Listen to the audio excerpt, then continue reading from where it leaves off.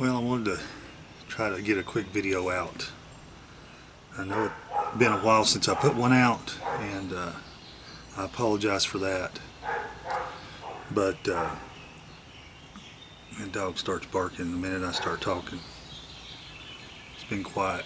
I was eating some brunch, I guess. I got up and did an exercise walk and got me a healthy brunch, chicken and grilled chicken and vegetables. And I was going to do a quick video. We'll just do it right over the dog. So I know that a lot of people are asking, you're not putting out a lot of videos, why, or, and those that know me, that have followed my research, I don't post things for clicks, never have. I don't just put out content to get it out there so I can, quote, get clicks and make money. If I don't have something that's interesting to me, or I would think it'll be interesting to the viewer, or something that can help somebody, that would illustrate something, would be a benefit, some knowledge that I've gained, what little there is, and when I feel that and get motivated to do that, then I'll do it. Just kind of like the recent portal video, it was relevant to the discussions that were going on. And this video will be too. I have a couple things to talk about, update you.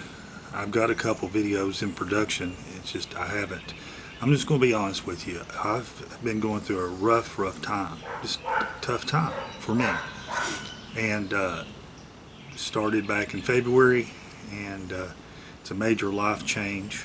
And when things are all said and done, and I feel more comfortable, and we won't have to worry about people getting offended or wanting their privacy, etc., then I'll kind of give the full story. But it's suffice it to say that I was expecting this. This was major left field, a major shock to my system and for me, and a disappointment. And I know those who have some discernment can probably figure out what's going on, but I'm not going to say anything yet, because it's just not the time. But you need to know that and I've said this before, I've just got so much emotional energy, so much that I can expend. And lately, just doing my daily routines and trying to push through this, is taking everything I got. God's with me every day. And if it wasn't for Him, I wouldn't be here talking to you. And He's my strength and He's my comfort. But there still are consequences, and you still have to go through them, and you still have to go deal with the feelings and deal with what happens. And so I'm glad to say that I'm doing a lot better now. I pushed through and was, quote, over the emotional part pretty quick. It's just been the everything else. You just have good days and bad days, and you have to deal with things, and it's very draining. But I'm on the other side now, and I'm feeling better. I'm eating healthy again. I'm exercising again, and hopefully I'll have more content on a more regular basis. So that's what's going on. Probably said too much already, but I am who I am. I'm honest. You get me, you get raw honesty. Sometimes probably too much, but that's just the way I am. So with that out of the way, we've been dealing with issues of people with unwanted Sasquatch activity, whether they're coming to the house, whether it's on the property, etc. Here recently I did a video about Mike the Rancher and how we did have success actually dealing with these Sasquatch people. And I need to stress, I can't stress enough, and so people seem to not be able to wrap their head around this. The Sasquatch, the Sabe, whatever you want to call it, this creature is a person. It's a human hybrid. And they have a culture. They live in clans and communities. They have their own set of rules that they live by. And they are diverse. They all don't think alike. They all have different motivations. What they're good ones. There's bad ones. There's evil ones. There's, due to their spiritual makeup and being human hybrids, I believe they're more susceptible to the satanic influences. So that's why I don't trust them. Yeah, they are human hybrids, and only God knows what's in their heart. But I've seen the good side and I've seen the bad side of this. And when it gets bad, it can get really bad. And all kinds of supernatural, paranormal, whatever you want to call it, things can be associated. So it's not a fun activity that I would take my family on because of the dangers. So with that being said, you got to understand we're dealing with a people, and they're not all the same tribe. I don't know how else to put it, or the same clan, or the same mindset. And so when people can't wrap their head around that. They think there's one or two or three or four, and they think that their motives are only driven by primal instinct, and that's not true. I mean, when you encounter one, you don't know what's going on. There could be a tribal warfare going on.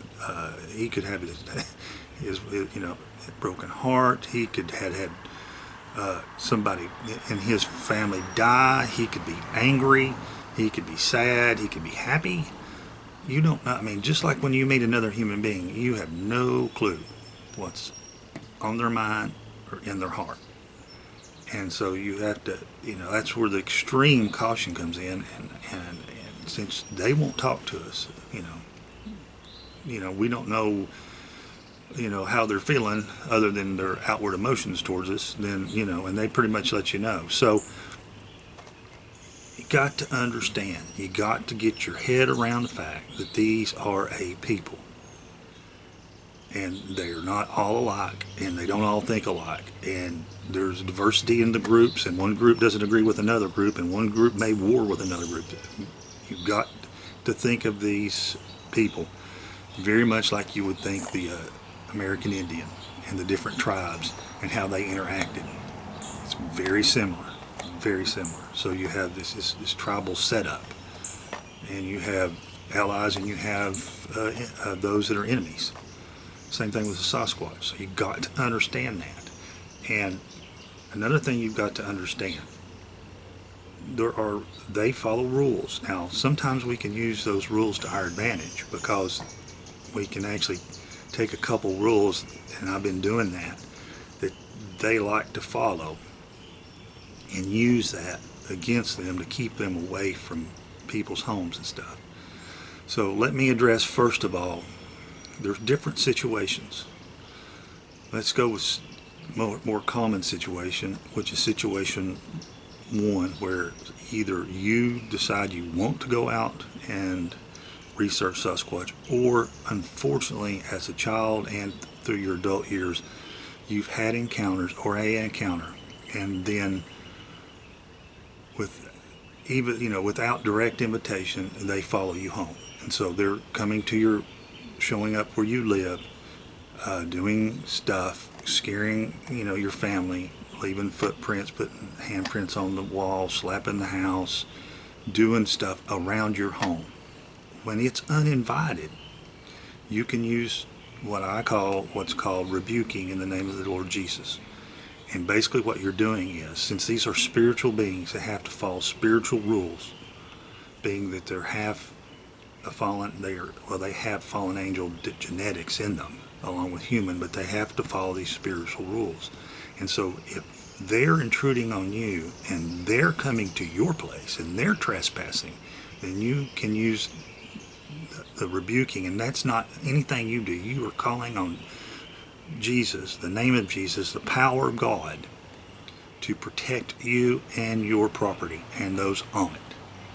And if you go to all four corners, and it has to be by faith, it has to be sincere prayer. This cannot be, lip service. This you can't do.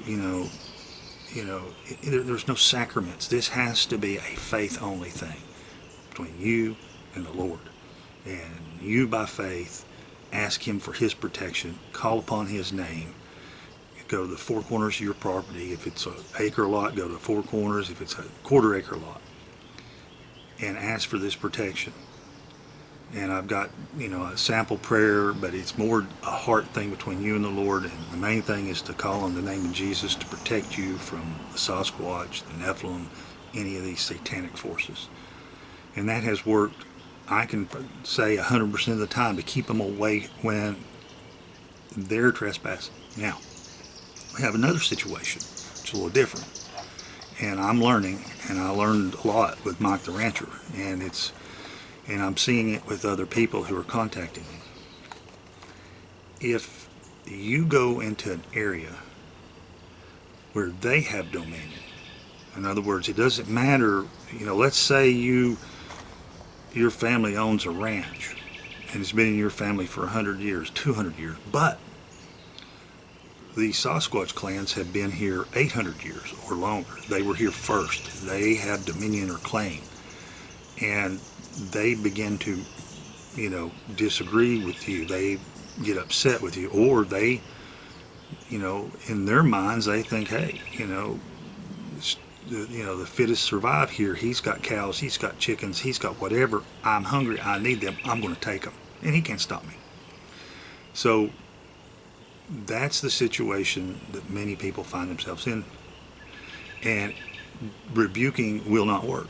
It just won't do, because God respects their rights of dominion. He just does.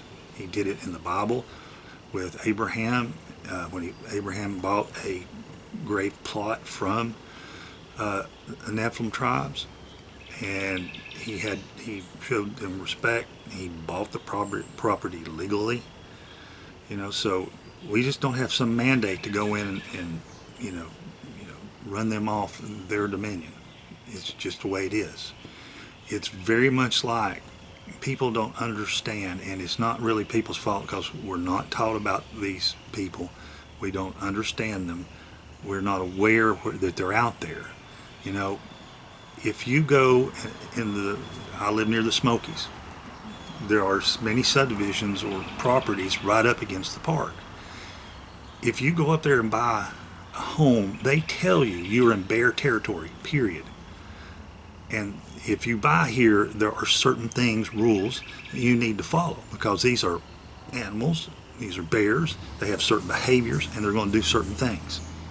And so when you buy there, you're aware of the risk, and you accept those risks, and you do those things. Like, you have bear-proof garbage can. You don't keep food in your car. You have doors and windows, that are different, so they can't break in and get into your house. You're just have to be aware that you may come home and one be in your yard. You have to take more care when you have cats and dogs. Build a privacy fence, security fence, to keep the bears out, or make it more difficult for them to get in. Those sort of things. So you're aware, The problem is when someone buys 200 acres and wants to start a homestead out in the middle of nowhere, and they bulldoze in a simple gravel road and build a log cabin or whatever, and they happen to have pushed right into the middle of a Sasquatch territory that belongs to a clan of Sasquatches, and they react like anybody else would if someone bulldozed into your homestead and set up shop. They get a little violent, they get a little upset, they show out, they try to get you to leave, and people are shocked, and I get emails that people are at their wits' end, and they don't know what to do, and they live in constant fear, and I get it, but that again comes from the, which is the government's fault, and not educating, saying, warning people, be nice, this is an area where known Sasquatch clans live, so if you buy property here, you could expect the following. And then the person makes an informed decision. Well, I'm not going to buy that 200 acres because it's, there's Sasquatch running everywhere. And I'll go here and buy this 200 acres, which doesn't have near the history, or there's no history over there. And that's a lot of the problem we're running into. And then the situation is, well, you're there, you bought the property, can't afford to move. What do I do? And that's difficult. I'm no expert. Listen, this, we're all learning. This is probably one of the reasons the government and the other agencies keep this quiet, because can you imagine? Here is a group of people that are gigantic, very powerful, have special abilities that we don't understand, or I understand them, but most normal don't understand how and why they do them. And you can't control this, and then you have to tell someone who's paying you taxes to protect them. You move into this area, you're going to encounter these beings and these clans of Sasquatch, and not a whole lot we can do to help you. That probably wouldn't get swallowed very well. And so right now they just deal with them as they have to come across them. And as the pieces to the puzzle come in, we understand more of what's going on and how they're being dealt with. But back to what to do in the situation where you're encroaching on their dominion. And one of the solutions is to actually barter with them. Now, they're not going to talk to you, but Mike the rancher and others I've has its work where you make a fair trade. And this is, you do not give them gifts, do not pay them homage, do not do stuff like this. Has nothing to do with idol worshiping them, or or putting them like they're anything special. You have to be forthright and treat them equally. What you're doing is you're going to be saying, in honesty, hey, I moved in here, I was ignorant and did not realize this was part of your territory. I would like to live here peacefully with you, coexist. You do your thing and I'll do my thing, and we'll leave each other alone. And it may involve, depending on the situation, it may involve allowing them to take a couple chickens. It may as part of the deal, it may involve passage rights through a piece of your property. You'll have to work it out. I can't give you, every situation is going to be different. I mean, based on the activity around your home, or especially in a homestead or rural situation, you'll understand what they're after. I mean, if they're always stealing the chickens, obviously they want chickens. If that sort of thing. And so so you've and it's going to be a situation where you go tell them, they will not respond. The only way they're going to respond is by their actions. They'll stop doing whatever they're doing. And that's kind of the only affirmative you're going to get. Remember, I told you about the rules. And one of the rules is they cannot allow us as human beings to positively identify them and their activities. Now, I know people see them and it happens, but as a general rule, kind of like the Pirates Code, it's a general rule. As general guideline, they are not going to do anything that overtly proves or shows their existence or their interaction with you. So that's one rule. And so that's so you can use that rule to deal with them, because hang on, I'm gathering my thoughts.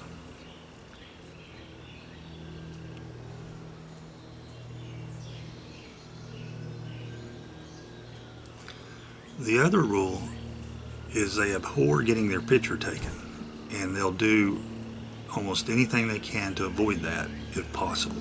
So you have those two rules: not showing you they exist and their picture taken. So we can play on these rules to kind of help us set up a perimeter. Now,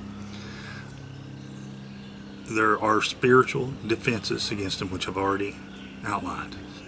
Some people aren't comfortable with that, and I understand that. Or, you know, sometimes it's a combination. I personally always recommend a combination. Now, in the past, and I still do, and it's working, there are people that are saying, you know, that doing these things are keeping them away from their house. And that's trail cameras. Now, what the important thing about the trail camera is this passive infrared sensor. They hate these things. They can sense them and they know they're there the minute you put them up. But, and what I recommend is you do a fence. In other words, you have a camera, watching a camera, watching a camera, watching a camera. So, like, people don't sometimes get it. I'm going to use an illustration. And the matchsticks are going to be cameras that I'm setting up, and this matchbox will be the house. So, as you can see here, you set cameras up all around your house where it's literally a fence, and you probably shouldn't set them more than about 10 to 15 feet apart. And, you know, like this one will watch the back of this one, will watch the back of this one, will watch the back of that one. So if they try to sneak up on any camera, the other camera will get them. Now, people will say to me, well, they bash my cameras. And I've had someone say that. And that basically breaks the rule. Because by bashing your camera, they are obviously letting you know they exist. I mean, they're being extremely overt, which is the exception, not the rule. And I have a thought on this. I think in some of these cases, people aren't doing the fence; they're putting one on each side of the house, and that, in other words, just one where there's all kinds of dead zones, blind spots, and then the Sasquatch can crawl up or walk up and then bash them. But if you do one camera watching a camera watching a camera, unless there's 10 Sasquatch or 5 or 6 Sasquatch that coordinate together and bash them all at the same time, they're probably not going to do anything. And if they do that, then they've done something. They broke a rule. They have done a coordinated effort that lets you know they exist, and let you know, and that breaks that rule. See, they don't want to do anything where you could come back and show other people and say, hey, there is no other way. It's 8 trail cameras simultaneously at the same timestamp got destroyed unless it was a coordinated effort. And the only thing we know that can coordinate an effort like that is a Sasquatch. That's why we can use that rule to our advantage, because 98.9% of the time they're not going to be that overt. That's just too much. That's just too much. They'll do something else. The other thing that has worked well and I've got an example here. Now this is just like a strobe light that puts a pattern out, and we got that for camping. We put it up in the trees and it looks like fireflies, and it's real pretty. But these work very well. Now you've got to get enough to put around your house at night and point them towards the woods, whatever you got around your house. So point them out away from your house, and you've got to have 100% coverage. It takes 5 or 6. These are not very expensive, and so and then at night have those going. Now I had a fella email me that he's on a homestead situation, and he was just told me, bless his heart, I'm just not running my generator all night. I can't do it. Well, you choose to stay where there's Sasquatch and you're not willing to run your generator, and a whole lot I can do to help you. But they make these in the LEDs that have that are solar and battery powered, and so where there's a will, there's a way. So my suggestion to him and to others who are in a situation where they don't have 24/7 electricity, then you can get the battery powered ones and use those. And the Sasquatch don't like crossing that light pattern. I think even in a cloaked situation, that diffusion of light and that mixture of light, if they tried to pass through it, it'd be obvious. And again, they're not going to do anything overt. And so if you got the cameras going, and then you've got a situation like this, then you, in my humble opinion, you got a pretty good, net around your home. Now, again, this keeps them away from your house. If you got outbuildings, you may have to do the same to the outbuildings, depending on your situation. And so, I guess the biggest thing to take away from this is to understand that when we encroach on them and they have dominion, then you cannot deal with them the same way you would if they're coming and trespassing on your property. And so, and I wish I had answers. Like I said, it's a shame that there aren't warnings. People are not educated. They don't know this area contains Sasquatch people and clans, and so you've got to understand that. And now I'm going to give you an update on Mike the Rancher. Now, everything was going good until he said in May, mid-May, after he reported that they weren't messing with the cabins, he went up to open up his hunting cabins. And apparently a group of Sasquatch had ripped the doors off, and in one cabin they had literally crushed a wood stove. They'd stepped on it and mashed it and thrown the doors and thrown stuff everywhere. And he was like, I don't understand it. And I said, and like we discussed it over the phone, I'm like, obviously there's more than one group of Sasquatch on your property. You have made a deal with and have a agreement with one clan concerning your outbuildings and your home and your livestock. Unfortunately, out in the other areas, there is a second group unrelated to the clan that you were dealing with that don't have this agreement with you and don't honor that, or not going to honor that. May not even know about it. I don't know. We don't know how they communicate. They may communicate it, and the other group says, well, he hadn't made a deal with us, so we're not going to honor it. People are like, well, Scott, that's crazy. They're not that complicated. Yes, they are. That's the whole point of this video. You've got to open your minds. You've got to understand these are a people. They're intelligent. They have will, emotion, intellect. They enter into agreements with others. They do, each other, and in human beings. We've seen it throughout history. As the Native Americans have, account after account where they had hunting agreements with them. They even camped with them in the same camps. And and then they had agreements. The Sasquatch would stay to the mountain country, and the Native American tribe would stay to the lower country, and then they would meet and trade and do these things. You've got to understand that's what we're dealing with. That's a piece of the puzzle you got to insert in there. You cannot think that they're a dumb ape. You cannot think they're isolated. You cannot think that they are very basic in their emotions. They're very complicated in their emotions. They're very intelligent. We're not dealing with three Sasquatch. We're dealing with a people. That's one thing you get from this video. They're a people. They're sentient. They have, they know who they are. They know who we are. People make fun of it and say, oh, says that he could use a cell phone and start a car. They know what the ether is. They know what, quote, gravity really is. They know how to manipulate electromagnetic forces. Do you? That's what I thought. So they have a deep understanding of the real world and what's going on, whereas we are dumbed down and not taught any of this, and and taught a very backwards, narrow view of science and the natural world on purpose. I think the Sasquatch aren't held down by that. They're not ignorant.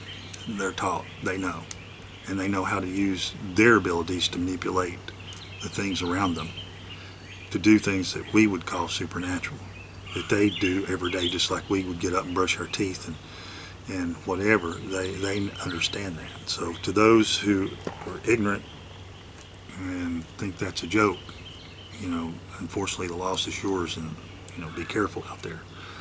But I just want to kind of got rambling, but back to Mike's situation. I told him, look, I'm no expert, but I would go out to those cabins and talk to those and offer them in exchange.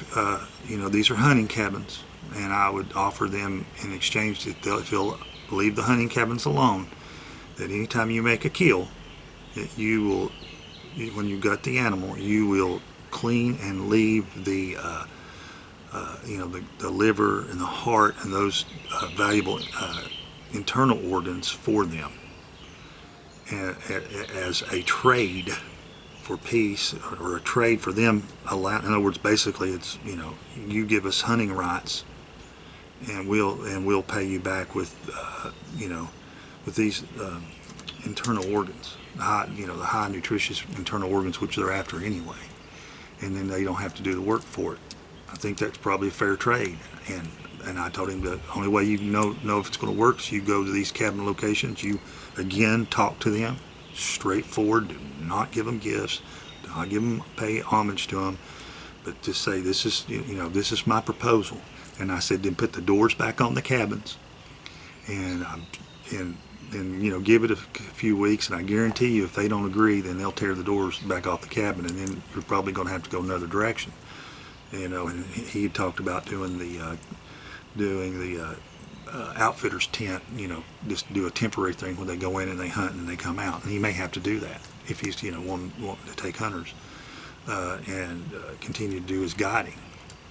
So again, I'm going to stop rambling here, get off here. I got to run to the store and get some stuff. And but it's going to be a hot one.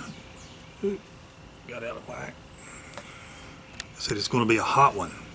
It's already 80 degrees. I've been talking for a while. At 10:30 it was 80 degrees. And I got to run to the store.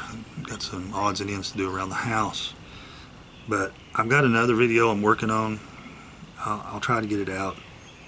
It was a situation where here at the house I had the silence come, the eerie, everything goes dead for about 3 hours. So I had something around, Sasquatch most likely, because the birds, everything went quiet, no wind, it was just eerie quiet. I even I was texting a friend, even called them on the phone and let them listen to it. I got my phone out and recorded a little bit while it was very quiet, and then later that evening, 3 or 4 in the morning, I had to get up to go to the bathroom. Of course, I could hear them through the window. Everything had turned back on, so I came outside and recorded that.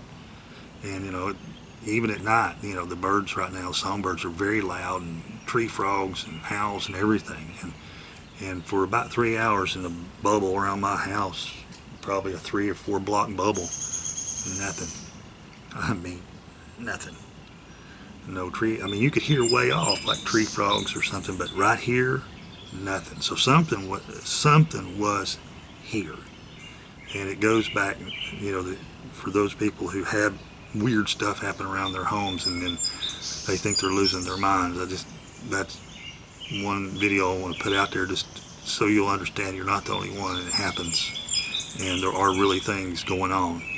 So don't think you're going crazy. So I'm going to end this. I hope it was helpful. Like I said, see, hear that? It's constant.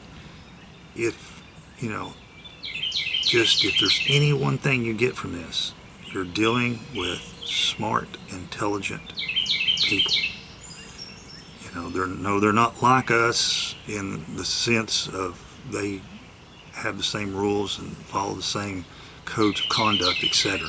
But they are a human hybrid. They do have intellect and emotion and will, and you got to understand that. And there's diversity amongst them. There's genetic diversity. There's diversity in their thinking, in their philosophies, in how they deal with us and how they deal with each other. So I hope that helps.